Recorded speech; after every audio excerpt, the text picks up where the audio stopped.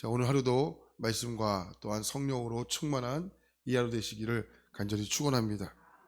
시편 120편부터 134편까지 하나님 만나기 위해 예루살렘을 향해 올라가는 순례자들이 불렀던 노래입니다. 오늘 그 10번째 시간인데요. 이스라엘 백성들의 시간은 3대 절기, 특별히 6월절 또 77절, 초막절을 중심으로 그들의 시간이 흐름이 이어지고 있습니다. 예루살렘에 올라가는 순례자들이 예루살렘에 올라가면서 두 가지를 확인합니다. 첫 번째로 자신의 믿음을 재확인합니다. 내가 하나님 앞에 예배자로서 잘 살고 있는가? 우리도 하나님 앞에 나와 회개하고 기도할 때 우리의 삶을 돌아보지 않습니까?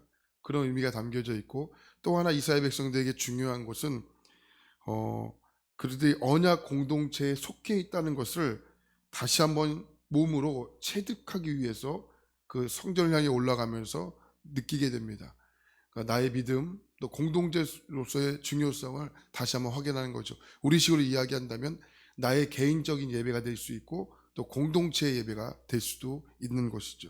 특별히 오늘 129편은 이 악한 자들로부터 오는 이 환난에서 하나님이 이스라엘 백성들의 건져주심에 대한 신앙 고백과 노래를 하고 있는 겁니다. 그러니까 이스라엘 백성들은요, 하나님께서 어려운 중에, 고통당하는 중에 그들을 구원해 주셨다는 것을 확실하게 믿었습니다. 그 믿음으로 불렀던 노래가 129편입니다. 특별히 129편은 내가 어렸을 때부터 나의 원수들이 나를 여러 번 잔인하게 박해했다라는 탄식으로 시작합니다. 자, 1절 말씀 보겠습니다. 이스라엘은 이제 말하기를 그들이 내가 어릴 때부터 여러 번 나를 괴롭혔도다.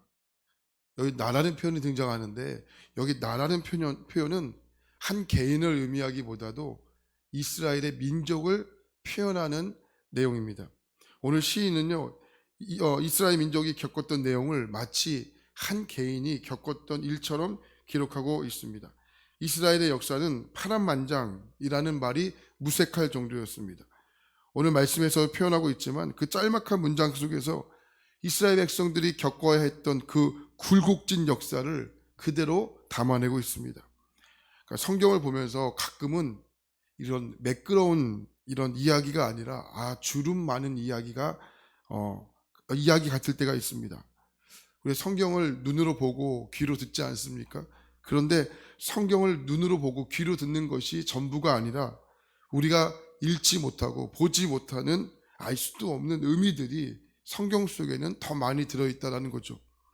그렇기 때문에 우리가 성경을 읽을 때마다 그 성경 속에 담겨져 있는 내용도 우리가 읽어야 하지만, 텍스트도 읽어야 하지만, 그 성경 속에 담겨져 있는 하나님의 마음을 읽어낼 줄 아는 것이 우리가 성경을 제대로 읽을 수가 있다라는 것이죠.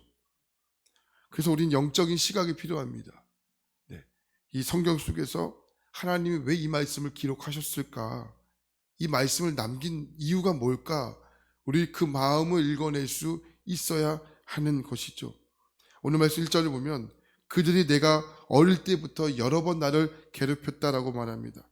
여러분, 이 말씀을 혹시 읽으면 여러분 어떠한 고통이 떠오르십니까? 이스라엘 백성들에게 있어서 어릴 적이라는 표현은 애굽에서의 종살이의 경험을 이야기하는 겁니다. 또한 광야에서 겪었던 시련, 또 유목민들의 억압, 그리고 광야에서의 40년의 시간.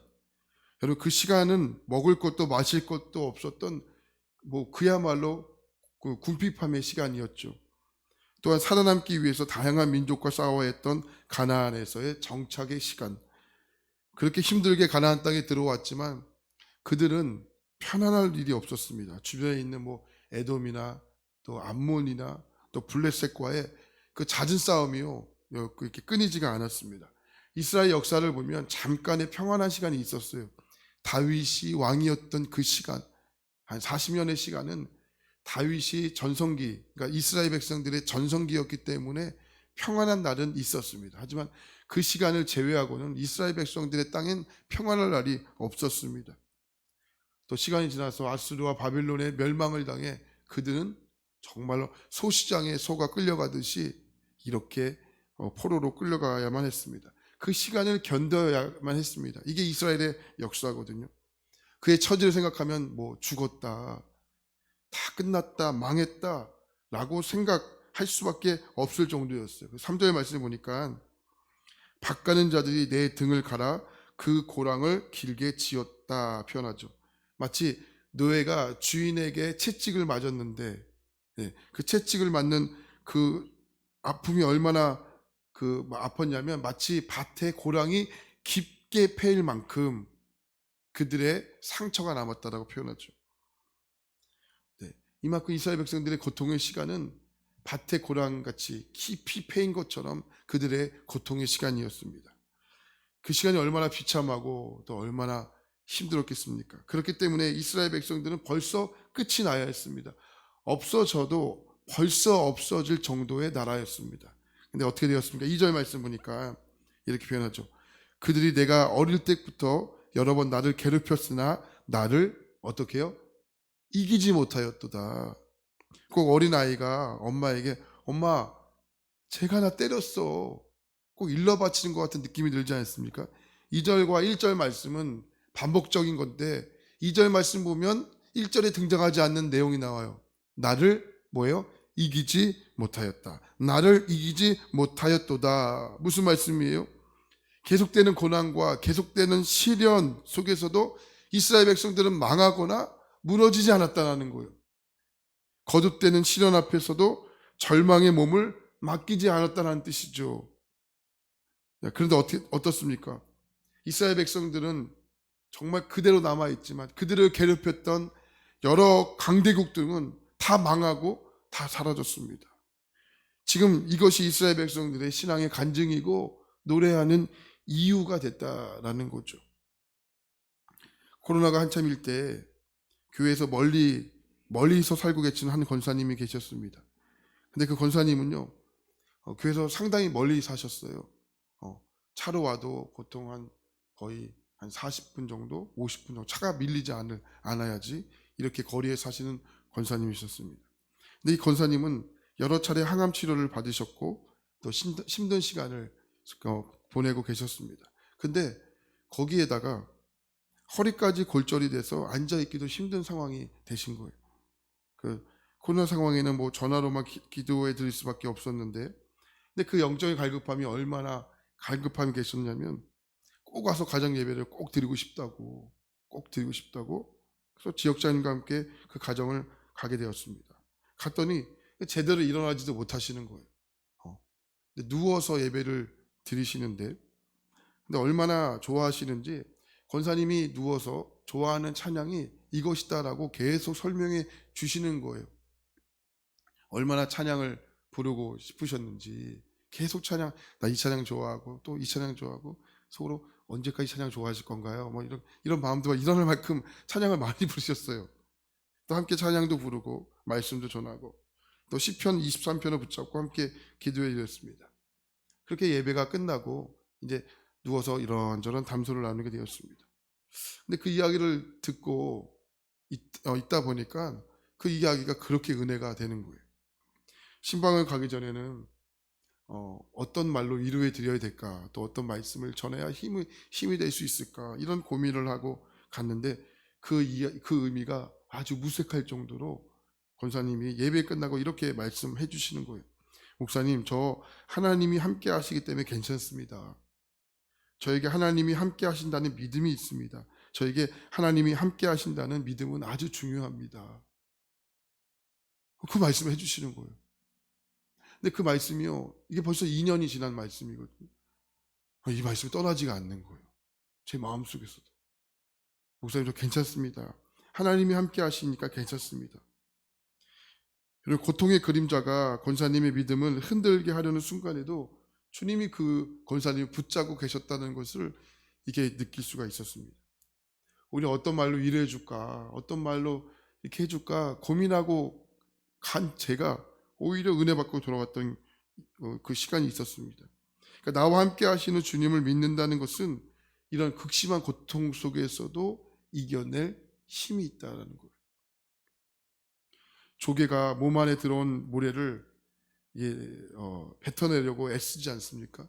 그 겪는 아픔이 오히려 영롱한 진주를 변하게 만들지 않습니까? 그러니까 삶의 상처를 이 품격으로 만드는 것이 바로 우리가 가지고 있는 그 믿음이 바로 믿음의 능력이라는 것이죠.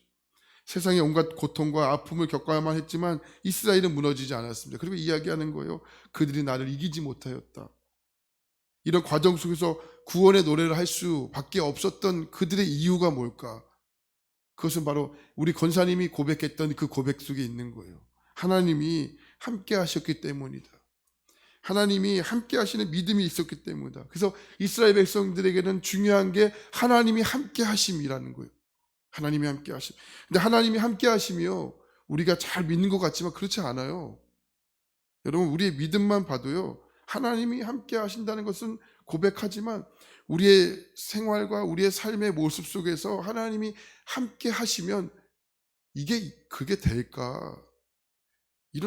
이렇게 살 수 있을까? 이게 여러분 한두 번이 아니라는 거죠. 그러니까 여러분, 하나님이 함께 하신다는 것을 우리가 쉽게 고백할 수 있는 것이 아니라는 거예요. 여러분, 하나님이 함께 하시는데 우리가 하는 생각을 함부로 할 수 있겠습니까? 하나님이 함께 하시는데 우리의 마음을 함부로 품을 수 있겠습니까? 하나님이 함께 하는데 우리가 생각하는 언어를 함부로 사용할 수 있겠습니까? 아니, 하나님이 함께 하시는데. 그러니까 여러분, 하나님이 함께 하시는 것을 우리가 그냥 쉽게 표현할 수 있는 것이 아니라는 거예요. 여러분, 하나님이 함께 하시는 것은 능력입니다. 우리가 이 세상을 살아가는 능력이요, 하나님이 함께 하시는 겁니다. 네. 이스라엘 백성들이 이런 어려운 과정 속에서도 구원의 하나님을 노래할 수 있었던 것이 무엇입니까? 하나님의 약속이 있었기 때문에 그래요. 무슨 약속입니까? 악한 세상과 핍박으로부터 하나님 지켜주신다. 이런 약속이 있었기 때문에 그렇습니다. 순례자를 향해 올라가는 성전 향해 올라가는 순례자들이 이 노래를 불렀던 거예요. 이 노래를 부르면서 그 은혜를 다시 한번 생각하지 않았겠습니까? 주님은 어떤 고통에 있을지라도 능히 건져주신다. 주님은 어떠한 고통에 있을지라도 능히 건져주신다. 이 구원의 노래입니다. 바로 이 노래가 오늘 우리가요, 성전을 향해 올라오면서 함께 불러야 할 노래이지 않겠습니까? 시편 23편 4절입니다. 내가 음침한 골짜기를 다닐지라도 해를 두려워하지 않을 것은 주께서 나와 함께 하심이라. 주의 지팡이와 막대기가 나를 안위하시나이다. 쉬운 성경어로 읽으면 이 말씀이 더 와닿습니다. 내가 음산한 죽음의 골짜기를 지나가게 된다 하더라도 나는 겁나지 않습니다. 그것은 주님께서 나와 함께 계시기 때문입니다. 주의 막대기와 지팡이가 나를 든든하게 보호해 줍니다. 여러분, 우리에게 찾아온 문제가 큰 것입니까? 아니면 또한 악한 자리를 만난 것이 큰 문제입니까? 그럼 무엇이 문제입니까? 지금도 함께 하시고 나를 좋은 길로 인도하신다는 그 주님을 신뢰하지 못하는 것이 가장 큰 문제이지 않겠습니까? 세계 2차 세계대전 중에 1944년 6월 달에 그 연합군이 프랑스 서부 해안이었던 노르망디 상륙작전에 성공하게 됩니다. 물론 그 이후에도 1년 동안의 전쟁은 계속 이어지게 됩니다. 하지만 노르망디 상륙작전이 성공한 후에 유럽사의 분위기가 많이 바뀌게 됩니다. 독일 나치에 점령당한 지역에 사는 사람들의 마음이 달라지게 된 거예요. 노르망디 상륙작전의 성공이 멀리 떨어져 있었던 사람들조차 그 마음의 태도를 바꾸게 된 것입니다. 멀리 떨어져 있는 사람들이 노르망디 상륙작전의 성공을 들은 후에 그들은 마음에 확신을 가졌습니다. 우리가 이 전쟁에 이겼다. 우리가 이 전쟁에 이겼다. 그때부터 그들의 마음과 행동과 말투가 달라지기 시작한 거예요. 여러분, 캄캄한 흑암 속에 있을지라도 벼랑 끝에 서 있는 것 같아도 그 믿음이 나를 살리는 겁니다. 우리는 그 구원의 확신을 가지고 우리 그 구원을 노래하는 자들입니다. 하나님의 귀한 여러분, 여러분들과 함께 하시는, 전에도 앞으로 또 지금도 여러분들과 함께 하시는 그 주님으로 말미암아 여러분 힘낼 수 있기를 응원합니다. 지금 영적인 눌림 가운데서도 하나님의 은혜가 없는 것처럼 느껴지십니까? 꼭 기억하십시오. 아니, 믿음으로 선포하십시오. 하나님은 지금도 나와 함께 하신다. 하나님의 은혜는 여전히 우리 가운데 있다. 여러분, 이스라엘 백성들이 성전을 향해 올라가면서 노래한 것처럼 여러분들도 성전을 향해 올라오시면서 선포하십시오. 하나님 지금도 함께 하신다. 하나님 지금도 나에게 은혜를 여전히 주신다. 여러분 선포하시기 바랍니다. 그 선포가 결국 여러분들을 살릴 것입니다.